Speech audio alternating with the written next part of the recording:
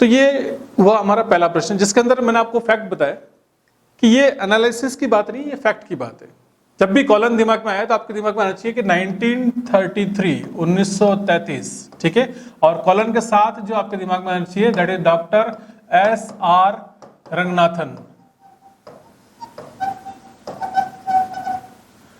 Doctor S.R. Ranganathan और 1933, ये आपके दिमाग में रहना चाहिए। This is the first edition, ये पहला एडिशन आपके दिमाग में हमेशा रहना चाहिए, क्योंकि इस प्रश्न को जब भी एक प्रश्न जो है, अभी एनवीएस का एग्जाम हुआ था लास्ट टाइम और केवीएस का हुआ था, और हमारा चूंकि राजस्थान अधीनस्थ बोर्ड का एग्जाम हुआ था, कॉलन पर एक प्रश्न उसके संस्करण से संबंधित जरूर आता है। इसलिए कॉलन की जो मैंने आपको टेबल दे रखी है जिसमें 7 संस्करण और उनकी जो डेट दे रखी। नमस्कार साथियों, मैं डॉक्टर सैयद फ़हीम अली एक बार फिर से आपके सामने टारगेट अभी की इस ऑनलाइन नई तकनीक का प्रयोग करते हुए नई डिजिटल क्लासेस में। साथियों, ये नई डिजिटल टेक्नोलॉजी का यूज़ करके हमने जो क्लासेस तैयार करी है वो मुख्य रूप से जितने भी पुस्तकालय विज्ञान के क्षेत्र में प्रतियोगी परीक्षाएं हैं उनकी तैयारी करने वाले परीक्षार्थियों के लिए। साथियों, तकनीक का प्रयोग करते हुए हमने आपको बेहतर से बेहतर सेवाएं देने का निश्चय किया है। देखिए साथियों, हमारा जो मेन फोकस है वो स्टूडेंट्स के ऊपर है, और हम ये चाहते हैं कि केवल मात्र हम पुस्तकालय विज्ञान के विद्यार्थियों और परीक्षार्थियों के लिए डेडिकेटेड रूप में काम कर रहे हैं विशेष तौर पे। तो उन्हीं को जो है किस प्रकार से विभिन्न परीक्षाओं के प्रश्नों को हल करने की जो स्ट्रेटेजीज हैं हम वो बताएंगे, और आप प्रश्नों को कैसे हल करेंगे उस पर काम करेंगे। मेरी सीरीज जो मैंने अब नए रूप में तैयार करी है, आज से हमारी सीरीज है, इस सीरीज को अगर आप देखेंगे तो लगातार आपको विभिन्न प्रकार के प्रश्न और उन प्रश्नों को हल करने की जो तकनीक है वो आपको यहाँ पर आपको लगातार मिलेगी। आज हम बात करते हैं साथियों कि एक अलग प्रकार से कि किस प्रकार से, देखिए सबसे पहले ये आज मैं आपके सामने कुछ प्रश्न हैं, उन प्रश्नों को हल करूंगा और प्रश्नों को परीक्षा में कैसे हल करना उसकी बात करेंगे। टॉपिक जो है हमारा topic, it's very simple topic कि क्लासिफिकेशन जो है पुस्तकालय वर्गीकरण, उससे संबंधित हम लोग प्रश्नों की बात करेंगे। देखिए हम बात करते हैं बहुत ही सिंपल, ये मैंने आपके लिए कुछ चुनिंदा प्रश्न हैं जिनका संकलन मैंने किया है यहाँ पर, और आज इन प्रश्नों को हल करेंगे। एक एक करके हम प्रश्न की बात करते हैं। प्रश्न पहले कुछ सरल होंगे और उनका कॉम्प्लेक्सिटी लेवल धीरे धीरे बढ़ेगा, और आप देखेंगे क्योंकि साधारण से प्रश्न भी आते हैं, तो परीक्षा में आप जब देखेंगे तो आपको 2 प्रकार के प्रश्न आपको मिलेंगे। एक प्रश्न वो होते हैं जिनके आंसर जो है वो फैक्ट्स होते हैं। जैसे मान लीजिए कि ये घटना कौन से सन में हुई, जैसे लाइब्रेरी साइंस का एग्जाम्पल दूं मैं आपको, प्रश्न आता है उसके अंदर कि सार्वजनिक पुस्तकालय अधिनियम भारत में सबसे पहले कौन से राज्य में हुआ, कौन से वर्ष में हुआ, तो हम सभी जानते हैं तमिलनाडु में हुआ 1948, तो उसका आंसर जो है वो फैक्ट है। 1948 आपको याद करना होगा, उसमें कोई गुंजाइश नहीं है कि आप कुछ और, तो वो हमने टेबुलर फॉर्मेट में भी दिया है, वो फैक्ट आपको करने पड़ेंगे। लेकिन सबसे इंपॉर्टेंट, जैसे मैं नेट की बात करूं तो यूजीसी नेट के अंदर जो प्रश्न आते हैं उसमें से 80% क्वेश्चन जो होते हैं वो सिर्फ एनालिसिस बेस्ड होते हैं। एनालिसिस का मतलब होता है विश्लेषण। विश्लेषण का तात्पर्य ये है, जैसे मान लीजिए एक प्रश्न है और उस प्रश्न के 4 उत्तर दे रखे हैं आपको, अब आपको उनमें से एक उत्तर जो है वो सही है और 3 आपको गलत है। तो प्रश्न को हल करने का 2 तरीके हैं, या तो आपको सही उत्तर पता है जिसके ऊपर आप कॉन्फिडेंट है, अगर आप करेंगे तो आपका सही हो जाएगा। दूसरा तरीका यह है कि आप या तो उसमें से 3 गलत ऑप्शन हैं आप वो पहचान लें। तो आज हम उसी पे बात करेंगे, कैसे आपको गलत और सही के बीच में फर्क देखना है, और उससे जो है आप फैक्ट बेसिस, आपको जितना नॉलेज है उसके आधार पर आप उन प्रश्नों को हल कर सकते हैं। आइए उदाहरण के साथ हम बात करते हैं। देखिए आज का जो शीर्षक है, आज जो विषय जो मैंने चूज किया है वो आपका चूज किया है लाइब्रेरी क्लासिफिकेशन। लाइब्रेरी क्लासिफिकेशन यानी पुस्तकालय वर्गीकरण। सभी लोग जानते हैं पुस्तकालय वर्गीकरण में कई सारी पद्धतियां हैं, और उन पद्धतियों में 2 पद्धतियां जो है बहुत ही अत्यंत महत्वपूर्ण है, प्रचलित है। एक पद्धति है जिसका नाम है कॉलन क्लासिफिकेशन, जिसको डॉक्टर S.R. रंगनाथन ने 1933 में बनाया, और दूसरी पद्धति है उसे हम कहते हैं DDC यानी कि डेविड डेसिमल क्लासिफिकेशन। तो डेविड डेसिमल क्लासिफिकेशन जो है वो 1876, तो 1876 की एक पद्धति है जो भी प्रचलित है, जिसका 23वां संस्करण अभी हम काम में लेते हैं। और कॉलन क्लासिफिकेशन, हालांकि कॉलन क्लासिफिकेशन के 7 संस्करण आ चुके हैं, लेकिन हम जो मोस्टली काम में लेते हैं वो 6ठा संस्करण है। तो इन दोनों संस्करण के आधार पर ही जो है आपके परीक्षा में कई सारे प्रश्न पूछाते हैं, किसी भी प्रकार का एग्जाम हो। अभी जैसा कि मैंने पिछले टाइम भी गेस्ट पेपर दिए थे, और हमारी जो टेस्ट सीरीज थी उस टेस्ट सीरीज के अंदर मैक्सिमम आप देखेंगे 82 क्वेश्चन, क्योंकि 29 दिसंबर का जो एग्जाम हुआ था मैंने उसके बाद भी आपसे पेपर सॉल्व करवाया था। 82 क्वेश्चन जो है मेरी टेस्ट सीरीज के थे, उसके अंदर से फैक्ट है और एनालिसिस है, दोनों की बात करते हैं। आइए उदाहरण देखते हैं और एक एक करके हम प्रश्न की बात करते हैं। मैंने कुछ चुनिंदा प्रश्नों का संकलन आपके सामने किया है, आज हम उन्हें आराम से हल करेंगे। मेरे साथ आप भी हल करते रहेंगे और आपको भी पता चलेगा किस प्रकार से एग्जाम में इन प्रश्नों को हल करना है। देखिए पहला प्रश्न है, it's very simple. Colon classification के किस संस्करण में प्रथम बार मूलभूत श्रेणियों का प्रयोग किया गया? तो पहला प्रश्न जो है कॉलन क्लासिफिकेशन कि कॉलन क्लासिफिकेशन के कौन से संस्करण में। अब कॉलन क्लासिफिकेशन जब आप पढ़ते हैं तो आपके दिमाग में सबसे पहली चीज तो ये होनी चाहिए कि कॉलन क्लासिफिकेशन के संस्करण है कितने और कब कब प्रकाशित हुए। तो मैंने आपको जो नोट्स दिए हैं, आप चाहेंगे तो आप इस चैनल के नीचे जो आप एड्रेस दे रखा है, हम आप क्लिक करेंगे, आपको इस प्रश्न की पीडीएफ भी मिल जाएगी और नोट्स की भी आपको मिलेगी। वहां पर हमने टेबल भी दे रखी है। कॉलन क्लासिफिकेशन सभी जानते हैं 1933 पहला संस्करण है ना, और जो लास्ट 7वां संस्करण है वो 1987 है। तो संस्करणों की बात मैं आपको चाहिए तो हमारा डिटेल वीडियो देखेंगे आप कॉलन का, उसके अंदर आपको सारी चीज मिल जाएगी। प्रश्न कैसे हल करना है मैं उसकी बात करूं। प्रश्न आ रहा है कि कॉलन क्लासिफिकेशन के किस संस्करण में पहली बार जो है मूलभूत श्रेणियों का प्रयोग किया गया है। तो अब यहां पर देखें, ये पहला प्रश्न है, इसको हम सॉल्व करते हैं। 4 आंसर दे रखे हैं आपको, द्वितीय संस्करण, पंचम संस्करण, चतुर्थ संस्करण और षष्ठम यानी कि 6th एडिशन की बात करें तो साथियों मैं आपको बता दूं कि जब कॉलन लिखी गई थी तो कॉलन में रंगनाथन ने पहले में तो ऑक्टेव नोटेशन काम में लिया था। पहला संस्करण जो था वो ऑक्टेव नोटेशन यानी अष्टपदी नोटेशन काम में लिया था। लेकिन दूसरे ही संस्करण में रंगनाथन ने जो है मूलभूत श्रेणियों का प्रयोग किया, और ये मूलभूत श्रेणियां जो है ये 5 तरह की श्रेणियां हैं। आपको पता होगा PMEST, मैं कॉलन की जो क्लास है डिटेल उसमें भी बता चुका हूं आपको। तो P that is the personality, M यानी कि मैटर, E एनर्जी है, ठीक है, S स्पेस यानी स्थान है, और T जो है आपका वो टाइम है यानी कि आपका समय पक्ष है। तो ये जो 5 पक्ष हैं, ये इन पक्षों का प्रयोग जो है ये कहाँ किया गया था?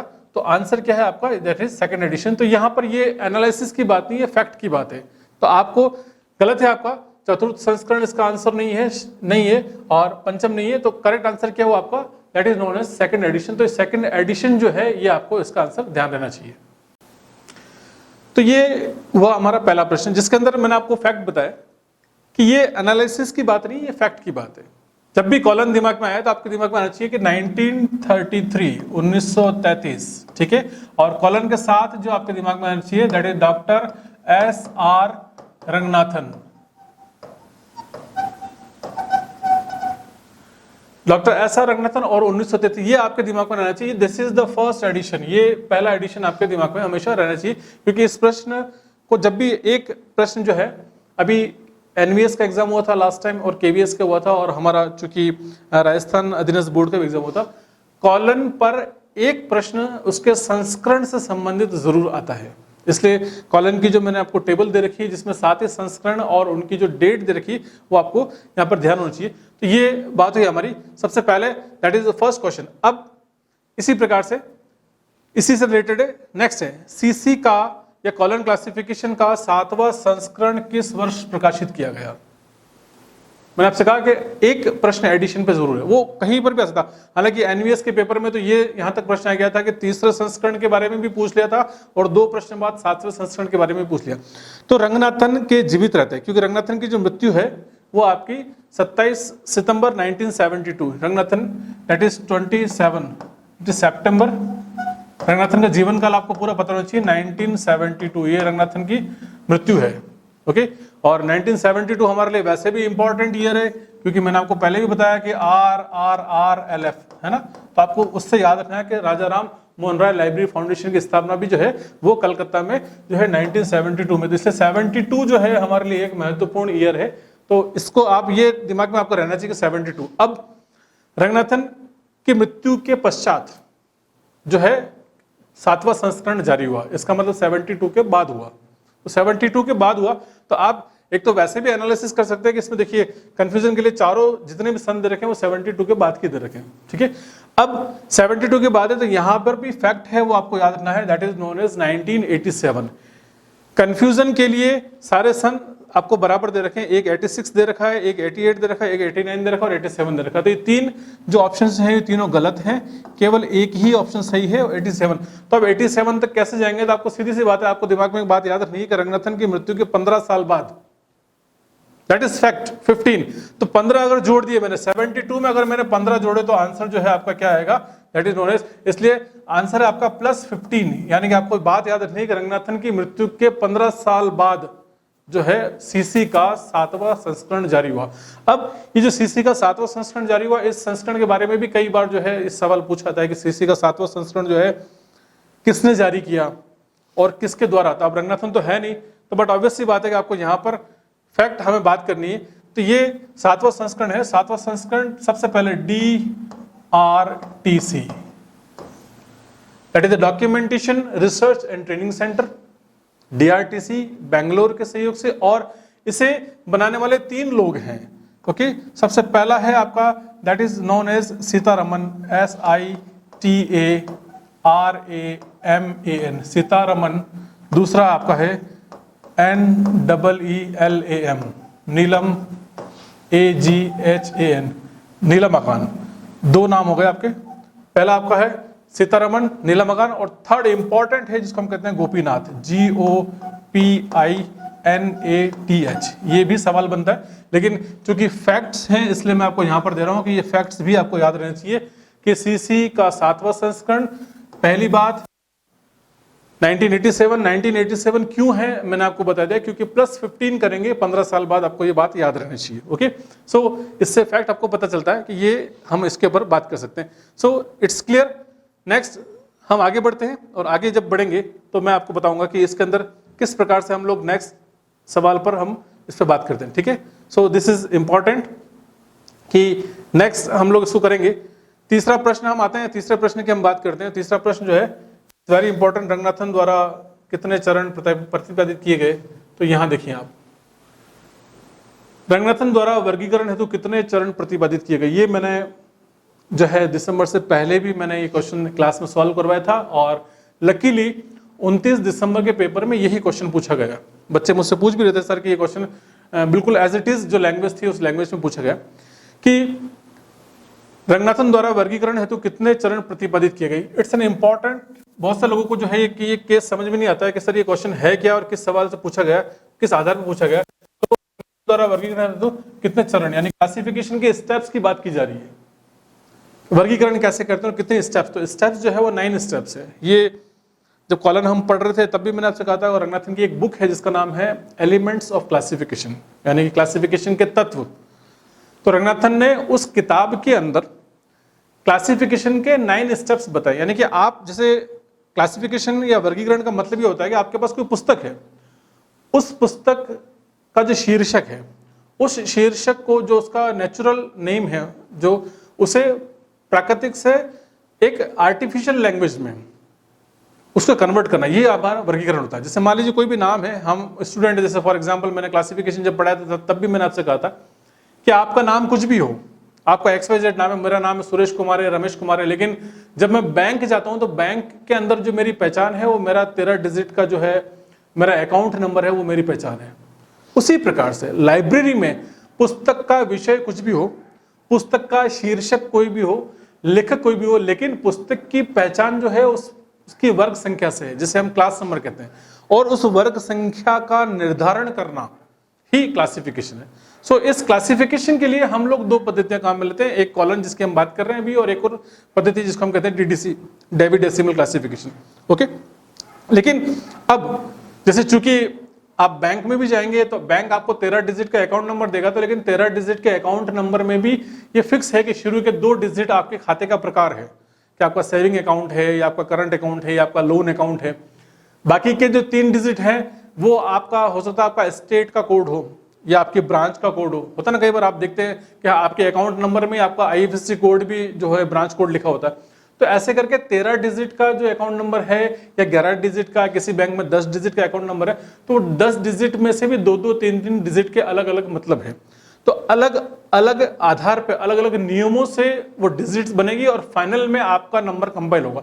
उसी प्रकार से रंगनाथन ने जब कॉलन लिखी और कॉलन क्लासिफिकेशन पे काम करना प्रारंभ किया तो रंगनाथन ने भी यही काम किया कि किस प्रकार से कि सबसे पहले हम क्या सोच के नंबर्स बनाएंगे और हम कैसे उसका क्लासिफिकेशन करेंगे, विषय का निर्धारण करेंगे, विषय का निर्धारण करने के बाद हम पक्षों का निर्धारण करेंगे, पक्षों का निर्धारण करने के बाद हम उनके अलग अलग से नंबर आइसोलेट बनाएंगे, आइसोलेट बनाने के बाद हम उनके अंदर बीच में कनेक्टिंग सिंबल्स लगाएंगे, हम पहचानेंगे कि P कौन सा है, M कौन सा है, E कौन सा है, S कौन सा है, T कौन सा है, समय पक्ष अलग निकालेंगे, स्थान अलग निकालेंगे, एनर्जी। तो ये सब कंपाइलेशन करना, कुल मिला के एक पुस्तक के शीर्षक से लेके उसका कृत्रिम भाषा में उसका अंकन तैयार करना, ये क्लासिफिकेशन है।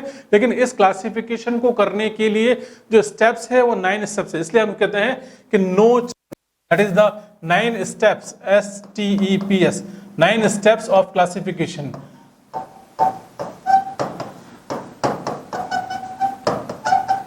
यानी वर्गीकरण के जो है 9 चरण। ये रंगनाथन ने अपनी किताब के अंदर भी लिखा है साफ साफ, और कई बार इस सवाल पूछा था, बच्चों ने मुझसे एग्जाम के बाद भी पूछा कि सर 9 स्टेप्स ऑफ क्लासिफिकेशन का क्या अर्थ है। तो 9 स्टेप्स का अर्थ केवल ये है कि जब आप क्लासिफिकेशन करते हैं तो क्लासिफिकेशन करने के लिए बीच में जितने चरणों को आपको पार करना पड़ता है, जिसके बाद आप कॉलम के अंदर आप नंबर बना सकते हैं, that is the 9 step. Ranganathan ने 9 ही चरणों की बात करी है। अगर आप चाहेंगे आप कमेंट कीजिएगा, अगर आपको 9 स्टेप्स ऑफ क्लासिफिकेशन पे अगर आपको स्पेशल वीडियो चाहिए तो हम आपको वो भी देंगे। आप जितना आप कमेंट करेंगे, आपको जो जो रिक्वायरमेंट है, देखिए हमारे पास सिर्फ एक सिलेबस है, एक प्रिस्क्राइब सिलेबस है, लेकिन विषय की गहराई बहुत ज्यादा है। अगर आप मेरे इस अध्ययन से आप संतुष्ट हैं तो आप यहाँ पर अगर कोई और चीज चाहते हैं तो आप कमेंट कीजिए, साहब हमें 9 स्टेप्स के ऊपर क्लास चाहिए, हम स्पेशल क्लास देंगे आपको। जैसे पिछले कुछ वीडियोस देखने के बाद बच्चों ने मुझसे कहा साहब कि मुझे कैटलॉगिंग प्रिंसिपल्स पे क्लास चाहिए, तो हमने एक स्पेशल क्लास कैटलॉगिंग प्रिंसिपल्स पे भी बनाई। उससे पहले क्लासिफिकेशंस के ऊपर स्पेशल क्लास चाहिए, हमने वो क्लास भी तैयार की। तो हमने बच्चों की जब जब डिमांड आई उस डिमांड पर हमने स्पेशल क्लासेस बना रखी। अभी भी आप कमेंट करेंगे, अगर आपको कोई स्पेशल क्लास चाहिए तो हम उसके लिए आपको स्पेशल क्लास बना के आपको तैयार करके देंगे। Okay, so this is question that is Ranganathan द्वारा वर्गीकरण है तो कितने चरण, ये आपका 29 दिसंबर के पेपर में भी आपका सवाल था। It is very clear, that is known as 9 steps. Okay, next देखिए, इसके बाद हम बात करते हैं अगले हमारे प्रश्न की। क्लासिफिकेशन पद किस भाषा से लिया गया। एक ये भाषा का प्रश्न जरूर आता है, मैं लगातार पिछले 2-3 साल से देख रहा हूं, कभी KVS में आता है, कभी NVS में आता है, इस बार राजस्थान 3rd ग्रेड में है। क्लासिफिकेशन, कैटलॉगिंग, ये शब्द कौन सी भाषा से लिए गए हैं, सूचीकरण शब्द कहां से आया है ना, तो ये सब कैटलॉग किससे लिए गए, तो इस प्रकार के शब्द पूछा थे। तो इनमें कोई लॉजिक नहीं है, इसमें सिंपल सा फैक्ट है, फैक्ट आपको ध्यान रखना चाहिए। देखिए मोस्टली क्या होता है, ग्रीक भाषा, अंग्रेजी भाषा बहुत कम काम में आती है। अंग्रेजी भाषा जो है मूल रूप से भाषा है भी नहीं, इसलिए अगर आप देखेंगे तो सबसे ज्यादा चलन जो है तो अंग्रेजी भाषा तो एक नहीं है यहाँ पर, और फ्रेंच भी नॉर्मली नहीं होती है। तो ग्रीक और लैटिन ये दो का प्रयोग सबसे ज्यादा किया जाता है। तो कंफ्यूजन वाली जो बात है वो ग्रीक और लैटिन में होती है, लेकिन आपको यहाँ पर ध्यान रखना है कि ये जो शब्द है आपका क्लासिफिकेशन जो है आपका, ये लैटिन भाषा का शब्द है, ये ग्रीक भाषा का शब्द नहीं है। आपको इतना सा सिर्फ याद रखना पड़ेगा। ओके, कुछ ऐसे हैं जो ग्रीक भाषा के शब्द भी है हमारे इसके अंदर लाइफ साइंस के, तो जब जब जहां जैसा आएगा मैं आपको वैसा बताऊंगा। आपको फैक्ट है और उन फैक्ट्स को आपको याद करना जरूरी है। नेक्स्ट हम बात करते हैं, देखिए अगला मेरा प्रश्न है, CC के 5वें संस्करण की बात यहाँ पर की गई है, तो मैं उसी के बारे में वापस से आपसे एक बार बात करूंगा। देखिए CC के 5वें संस्करण यानी कि 5th एडिशन में समय के लिए, यहाँ पर बात जो स्पेशल बात पूछी गई है कि समय के लिए पूछा गया है, तो हम बात करेंगे CC के 5वें संस्करण में समय के लिए संयोजी चिन्ह कौन सा है। ठीक है, जितने भी एलिमेंट्स हैं, जैसे 5 तत्व हैं आपके P, M, 5वें संस्करण का जो प्रश्न आपसे पूछा गया है उसमें यह कि समय के लिए संयोजी चिन्ह, देखिए संयोजी चिन्ह ये एक शब्द है। संयोजी चिन्ह का मतलब है कनेक्टिंग सिंबल। कॉलन क्लासिफिकेशन की जो हम बात करते हैं, मैंने आपको पहले ही बताया, कॉलन क्लासिफिकेशन के अंदर 5 तत्व है। पहला है आपका P, दूसरा है M है आपका, एक है E है, एक S है और T है। P यानी कि पर्सनालिटी। ओके, आप सभी लोग जानते हैं PERSONALITY पर्सनालिटी है। Second M, it's MATTER matter. E that is known as energy, EN it's ERGY energy। okay, so that is energy की हम बात करते हैं। NERGY, energy. S यानी कि space, and T stands for time. Colon पढ़िए, आपको कॉलन के 5 ही तो बहुत अच्छे से पता होंगे, लेकिन फिर भी मैं आपको यहाँ पर बता रहा हूँ। पर्सनालिटी यानी कि हम बात कर रहे हैं व्यक्तित्व की। मैटर यानी कि तत्व। एनर्जी यानी कि ऊर्जा। स्पेस यानी कि स्थान पक्ष की हम बात कर रहे हैं, और टी जो है वो आपका टाइम। देखिए, रंगनाथन ने बहुत ही सिंपल थ्योरी दी है क्लासिफिकेशन में, और रंगनाथन ने ये कहा है कि हम विषय को कुल मिला के 5 मूलभूत श्रेणियों में विभाजित कर सकते हैं। जब 5 श्रेणियों में विभाजित करेंगे तो 5 तत्व बन जाएंगे हमारे, और पांचों यही आपके फैसेट्स हैं। लेकिन पांचों तत्व पहचानने के बाद जब इनका एकल या इनका आइसोलेट हम ढूंढ लेते हैं, तो आइसोलेट को ढूंढने के बाद जब फाइनल फॉर्मूला बनाते हैं, तो फाइनल फॉर्मूले में आपको एक तत्व और दूसरे तत्व, तीसरे तत्व के बीच में अगर आपको डिफरेंस करना है, तो आपको अलग अलग प्रकार के कनेक्टिंग सिंबल्स का प्रयोग करना पड़ेगा। और जब आप कनेक्टिंग सिंबल्स लगाएंगे तभी आप काम करेंगे। तो कनेक्टिंग सिंबल्स इनके साथ इंपॉर्टेंट है। पर्सनालिटी का कनेक्टिंग सिंबल जो है वो आपका क्या है, that is known as comma. आप कॉमा लगाते हैं तो कॉमा आपका जो है पर्सनालिटी का जो है कनेक्टिंग सिंबल है। ओके, तो सिंपली बनाएंगे आप यहाँ पर, इसका एक बनाएंगे दैट इज कॉमा। मैटर की बात करेंगे तो मैटर के लिए आपको जो है यहाँ पर सेमी कॉलन आपको लगाना है। एनर्जी के लिए आपको यहाँ पर कॉलन लगाना है। स्पेस के लिए आपको यहाँ पर सिंपल सा आपको एक डॉट लगाना है, और टाइम के लिए जो है आपको इन्वर्टेड कॉमा लगाना है। ये कनेक्टिंग सिंबल्स मैं आपको पहले ही बता चुका हूँ, इसके अंदर हम लोग बात करेंगे। ओके, सो लेकिन जो परिवर्तन है 5वें संस्करण 6ठे में जो परिवर्तन आया, वो परिवर्तन ये है कि 5वें संस्करण तक लास्ट के 2 यानी कि हम बात करें कि स्पेस और टाइम, तो स्पेस और टाइम दोनों के लिए ही डॉट काम में लिया जाता। 6ठे संस्करण की जब बात करते हैं तो 6ठे संस्करण में डॉट की जगह, यानी कि अगर हम टाइम की बात करें तो टाइम के अंदर 2 चीजें हैं। टाइम अभी इन्वर्टेड कॉमा से आ रहा है, लेकिन 5वें संस्करण तक टाइम भी जो था किससे आ रहा था, डॉट से। तो यहां हमारे प्रश्न का उत्तर छुपा हुआ है कि इसलिए यहां पर बनाया गया कि सीसी के 5वें संस्करण, स्पेशली पूछा गया सीसी के 5वें संस्करण में समय के लिए संयोजी चिन्ह इनमें से कौन सा है। तो 5वें संस्करण तक समय के लिए भी वही था जो आपका स्थान के लिए था। तो ये तो आंसर क्या हो गया आपका, this is known as what, it is the single dot.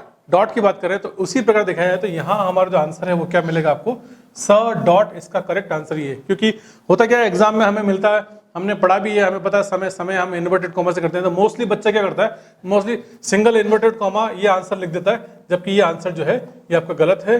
Colon energy के लिए हम काम में लेते हैं, और कॉमा हम जो है वो पर्सनालिटी के लिए काम में लेते हैं। तो इसका आंसर आपके सामने सिंपल है, that is known as dot. हम डॉट काम में लेंगे। ओके, सो इन पर और भी अगर आपको ये चीज ध्यान है तो इसके आधार पर आपको विभिन्न प्रकार के और भी कई सारे प्रश्न बन सकते हैं। लेकिन मैंने आपको एक ही प्रश्न के माध्यम से आपको कॉन्सेप्ट बता दिया कि आप अगर आपसे मान लीजिए घुमा फिरा के कैसा भी प्रश्न पूछा जाता है, आप उस प्रश्न का उत्तर दे सकते हैं।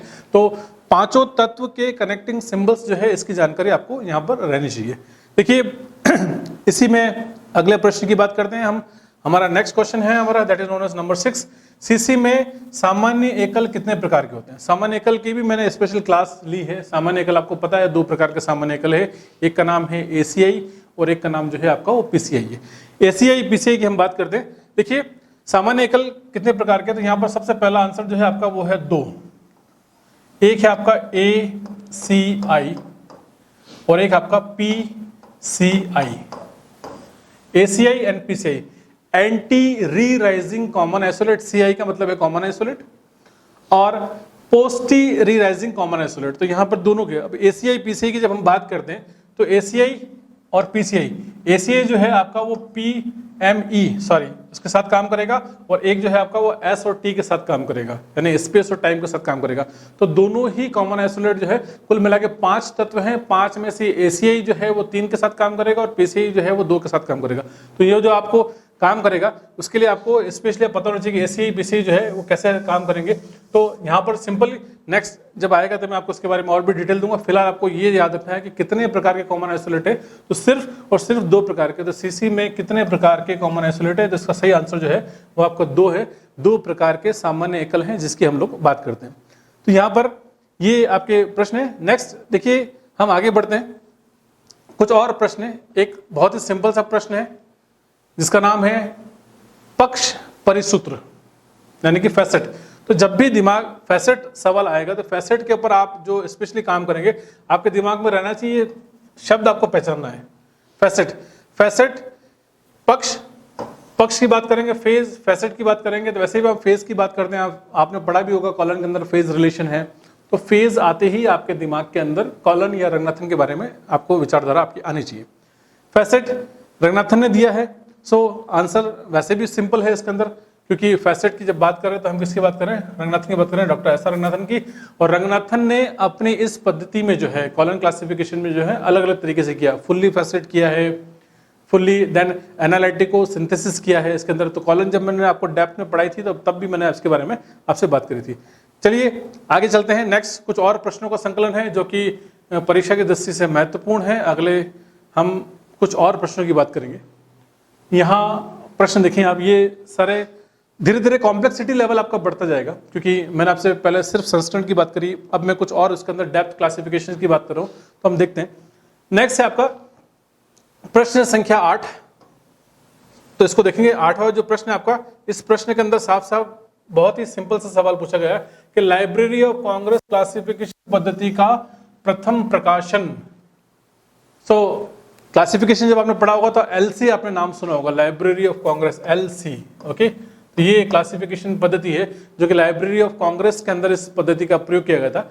तो इस पद्धति का जो सन है दैट इज नोन एज 1904। ये अगेन इट्स अ फैक्ट है, आपको फैक्ट इसके बारे में आपको ध्यान रखना है। एलसी और ये तीन पद्धतियां जो है साथ साथ में है। एलसी 1904 है, एक 1905 है, एक 1906 है। एक सब्जेक्ट क्लासिफिकेशन है, एक यूडीसी है that is the universal decimal classification है, और एक आपका जो है, तो ये तीनों आपको 1904, 1905 और 1906 है। तो जब एलसी की बात आएगी तो एलसी का जो सन है आपका दैट इज 1904। ये फैक्ट है, इसलिए आपको फैक्ट आपको याद रखना है। नेक्स्ट अगेन अगला प्रश्न महत्वपूर्ण, मैंने अभी आपसे बात करी थी, मैंने कुछ ही देर पहले, मैंने 2 प्रश्न पहले आपसे बात करी थी, कॉमन आइसोलेट के बारे में बात करी थी। सो कॉमन आइसोलेट, सामान्य एकल किस वर्गीकरण पद्धति में प्रयुक्त किए गए? तो ये आपके सामने अगेन सिंपल है, हालांकि इसका प्रयोग जो है आपका डीडीसी में भी किया गया है और आपका इसका प्रयोग जो है यूडीसी में किया गया, लेकिन जो जनक हैं वो डॉक्टर एस आर रंगनाथन ही है। तो रंगनाथन ने ही जो है सबसे पहले कॉमन आइसोलेट का प्रयोग किया, इसलिए इसका आंसर भी आपके सामने again it's very simple, that is known as CC, यानी कि कॉलन क्लासिफिकेशन। तो ये आइसोलेट की बात आती है या कॉमन आइसोलेट की बात आती है तो आपके दिमाग में कॉलन क्लासिफिकेशन रहना चाहिए। कॉलन क्लासिफिकेशन की हम लोग बात करें। ओके, नेक्स्ट है आपका अगला प्रश्न, पुनः विषय की किस श्रेणी में आवर्तन नहीं होते हैं? देखिए साथियों, जब हमने कॉलन क्लासिफिकेशन की बात करी थी तो मैंने आपको वहां पर एक स्पेशल क्लास दी थी जिसके अंदर मैंने राउंड्स एंड लेवल्स की बात करी है। आप चाहें तो हमारा पुराना वीडियो भी देख सकते हैं, उसके अंदर भी राउंड्स एंड लेवल्स की बात हमने करी है। राउंड्स एंड लेवल्स का मतलब होता है, राउंड्स का मतलब होता है आवर्तन और लेवल्स का मतलब जो होता है वो होता है स्तर। रंगनाथन ने विषय को 5 मूलभूत श्रेणियों में विभाजित किया है, PMEST। अब PMEST तो 5 अगर हम लिखते हैं, देखिए मैं पुनः एक बार वापस आपके सामने इसको एक्सप्लेनेशन करते हैं। PMES और T, ये बार बार आप उसका नाम सुन रहे हैं, PMEST। अब PMEST ये 5 मूल तत्व हैं। अब इनमें से क्या होता है कि जब आवर्तन की बात आती है और स्तर की बात आती है, तो स्तर और आवर्तन तो आप देखेंगे लास्ट के जो 2 हैं दैट इज S और T। तो S और T के तो लेवल है, इनके राउंड्स नहीं है, लेकिन PME इसके राउंड भी हैं और इसके लेवल भी हैं। ओके, जिसमें से अगर आप देखेंगे P पक्ष देखेंगे तो P के दोनों हैं, राउंड्स भी है, लेवल्स भी। तो हमारा सवाल बहुत ही सिंपल है। सवाल में पूछा कि विषय की किस श्रेणी में आवर्तन नहीं होते हैं, बहुत ही सिंपल है। यानी क्या पूछा गया, होते नहीं, क्या शब्द इंपॉर्टेंट है, आवर्तन नहीं है। तो आवर्तन का मतलब जो हो गया वो हो गया आपका राउंड। तो राउंड नहीं है, यानी कि राउंड नहीं है तो कौन कौन से हो गए, S और T। तो दोनों के अंदर जो है वो राउंड्स नहीं है। अब राउंड्स नहीं तो हमें प्रश्न देखना है कि S और T में से क्या है। तो व्यक्तित्व जो है ये पहला इसका मतलब है P। तो P में P आंसर हो नहीं सकता इसका।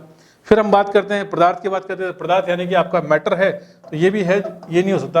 बात करते हैं ऊर्जा और स्थान की, तो एक ऊर्जा है, स्थान है, तो हमें हमारा उत्तर क्या है, स्थान है, तो ये ऊर्जा भी नहीं है। तो इस प्रश्न का जो सही उत्तर है वो क्या है आपका, दैट इज नोन एज स्थान है, कि स्थान के अंदर जो है, स्थान में स्तर है लेकिन आवर्तन नहीं है। तो इस प्रकार से आपको ये एनालिसिस आपको करनी होगी, क्योंकि मैंने आपको बताया कि दो प्रकार के प्रश्न। देखिए यहां मैंने जब इसकी बात करी थी लाइब्रेरी ऑफ कांग्रेस की, तो लाइब्रेरी ऑफ कांग्रेस आपको 1904 याद करना ही होगा, उसमें कोई ऑप्शन नहीं है कि आपको 1904। जैसे हम कॉलन की बात करते थे, कॉलन कब लिखी थी, 1933, 1933, वो फैक्ट है, उसके अंदर कोई वो बात नहीं है, आपको वो सन या आपको याद करना ही है। उसी प्रकार से जब लाइब्रेरी ऑफ कांग्रेस की बात करेंगे तो आपको सन याद करना है। लेकिन यहाँ इस विषय की किस श्रेणी में आवर्तन है, तो यहाँ एनालिटिकल पार्ट है। तो जब जब एनालिटिकल पार्ट होगा तो एनालिटिकल पार्ट पे हम लोग बात करेंगे। तो यहाँ पर इस प्रकार से ओके। चलिए नेक्स्ट कुछ और परीक्षा की दृष्टि से महत्वपूर्ण प्रश्न है, हम उन प्रश्नों की बात आपसे यहाँ पर करते हैं। साथियों कुछ और प्रश्नों की हम बात करेंगे, उससे पहले मैं आपको एक जानकारी दे दूं कि ये जितने भी अपडेटेड वीडियोस हैं, पुराने स्टूडेंट जितने भी जो सब्सक्राइब हैं हमारी एप्लीकेशन से जुड़े हुए हैं, उनको लगातार अपडेटेड कोर्स अब मिलता रहेगा, क्योंकि बीच में थोड़ा सा गैप आ गया था। लेकिन अभी फिर भी हम लोगों ने एक नए सिरे से नई तकनीक का प्रयोग करते हुए सारे ही अपडेटेड वीडियोस पुराने सारे स्टूडेंट्स को मिलेंगे जो हमारे एप्लीकेशन से जुड़े हुए हैं और जो हमारे चैनल से सब्सक्राइब है। आप में से जो स्टूडेंट नए हैं वो हमारी एप्लीकेशन को डाउनलोड कर सकते हैं। मैंने आपको पहले भी बताया, आप प्ले स्टोर से जाकर आप एप्लीकेशन डाउनलोड करते हैं तो वहां पर आपको लेटेस्ट कंटेंट लगातार आपको मिलेगा और कुछ नई चीजें हम देंगे। जैसे कुछ टेस्ट सीरीज मेरे द्वारा बनाई गई है जो कि परीक्षा की दृष्टि के हिसाब से महत्वपूर्ण है और परीक्षा के स्तर को, क्योंकि साथियों आप ये मान के चलेंगे अब जो परीक्षा होने वाली है उसका स्तर थोड़ा सा रहेगा, उसका डिफिकल्टी लेवल थोड़ा सा बढ़ेगा, क्योंकि समय के साथ साथ हर चीज में परिवर्तन आता है।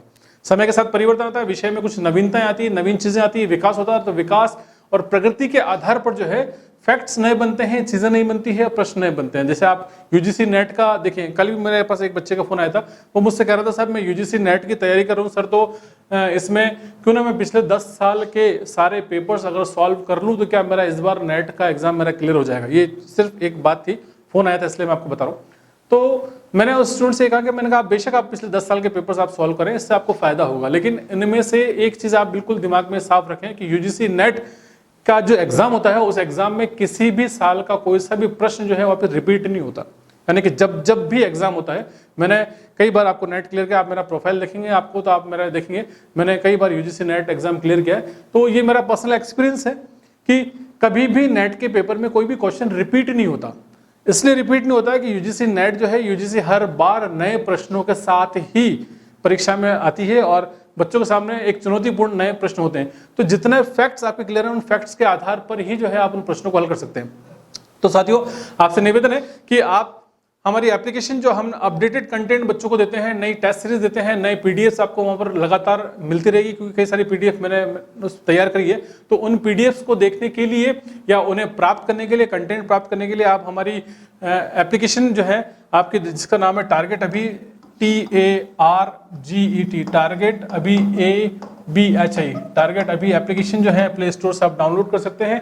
इस एप्लीकेशन में आपको सारे वीडियोस, सारे कंटेंट्स आपको वहां पर मिलेंगे जिनके आधार पर आप अपनी परीक्षा की तैयारी कर सकते हैं। यूट्यूब का हमारा चैनल है, इस चैनल को भी आप सब्सक्राइब करेंगे तो लगातार यहाँ पर भी आपको अपडेटेड कंटेंट्स मिलते रहेंगे।